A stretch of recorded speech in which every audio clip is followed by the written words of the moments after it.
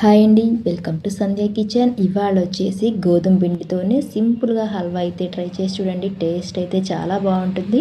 ముందుగా gas on చేసుకొని కడాయి పెట్టుకొని ఇందులోకి పావు కప్పు నెయ్యి వేసుకొని 3 స్పూన్లు జీడిపప్పు, 2 స్పూన్లు బాదం పప్పు వేసుకొని కట్ చేసుకొని వేసుకోవాలి. బాదం పప్పు ఇవి బాగా నెయ్యిలో వేయించుకున్న తర్వాత అరకప్పు దాకా గోధుమ పిండి నెయ్యిలో వేసుకొని సిమ్లో పెట్టి బాగా మంచి గోల్డ్ కలర్ వచ్చేలాగా బాగా వేయించుకోవాలి. ఈ విధంగా వేగిన తర్వాత అరకప్పు గోధుమ పిండికి 1.5 కప్పు దాకా నీళ్లు వేసుకొని బాగా ఉండలు లేకుండా కలుపుకుంటూ ఉండాలి. సిమ్లో పెట్టి బాగా ఉడికించేసుకోవాలి.